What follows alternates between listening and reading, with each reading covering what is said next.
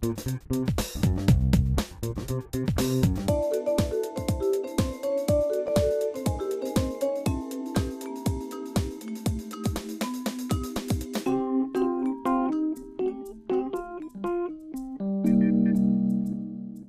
Brûlé, je suis président de l'association François Pompon de Saulieu.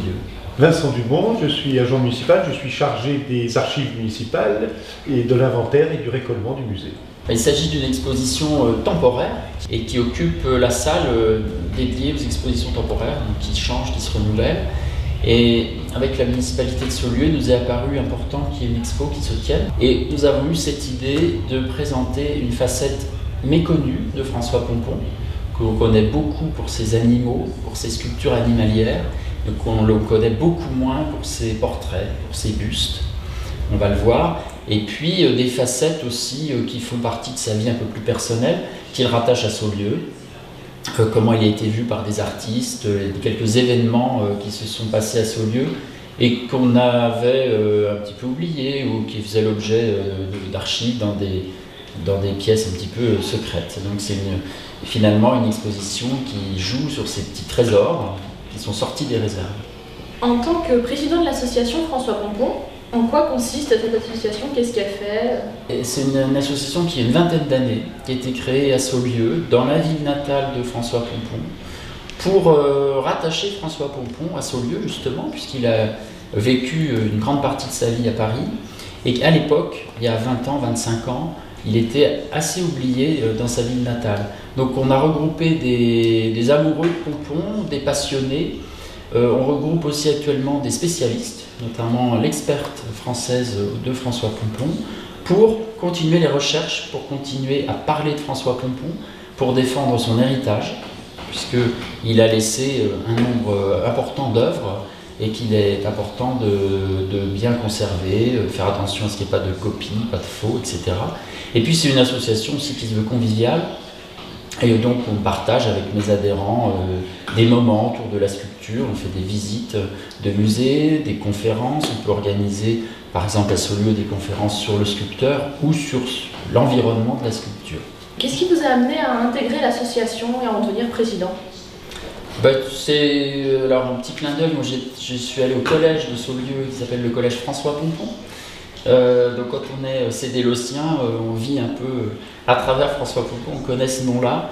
Et puis c'est une association qui avait besoin d'un renouvellement et d'un président, donc je me suis porté volontaire, sans connaître à fond François Pompon, je l'avoue. J'en apprends tous les jours, grâce aux spécialistes, grâce aux historiens, grâce à ce que je peux lire. Et moi je trouve intéressant, important que François Pompon soit défendu dans sa ville natale. On sort du confinement, est-ce que vous pourriez me dire pourquoi est-ce qu'il y a eu une exposition comme ça qui lui est dédiée en ce moment et pourquoi est-ce qu'elle perdure aussi longtemps, parce que jusqu'à la fin de l'année, donc c'est assez long.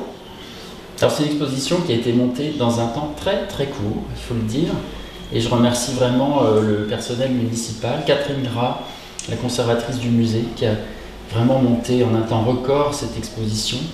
Alors qui explore des facettes méconnues de François Pompon qui ne sont pas traitées dans le musée. Dans le musée de Saulieu, on a des salles avec des sculptures animalières et quelques portraits dans le couloir. Et là, c'était l'occasion d'occuper cet espace en dévoilant des pièces qui sinon dorment dans les réserves. En gros, hein, c'est ça. Donc en mettant un peu un coup de projecteur sur ses bustes, sur ses portraits, sur des événements de sa vie personnelle. Ça a été difficile d'arriver à réunir toutes ces pièces-là? Pas tellement, parce qu'il y a un bon inventaire, il y a un récollement qui était achevé, là, qui vient d'être fait. Donc on sait enfin tout ce qui est au fond des réserves du musée, ce qui n'était pas forcément le cas, parce qu'un musée, ça vit, et il y a certaines choses qui s'oublient. Donc c'est ça qui a permis aussi de monter cette exposition rapidement. Nous, association, ça fait quelques années que l'on se donne pour but d'acquérir des bustes. Donc on va en voir quelques-uns là dans l'exposition. Donc ces bustes étaient arrivés à Saulieu dans les mois qui précèdent. Et puis non, donc ça a été relativement simple.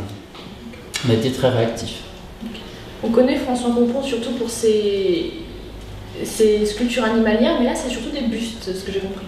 Voilà, dans cette salle, on va plus particulièrement parler de son talent à dresser des portraits, à faire des bustes, Alors c'était au début de sa vie, évidemment, les membres de sa famille. Donc, il y a sa sœur, son frère, et ses parents, des gens proches. Et puis, c'est finalement un talent qu'il a eu toute sa vie, hein, mais qu'il a abandonné. En fait, il n'a pas poursuivi dans cette voie. C'est des œuvres de jeunesse.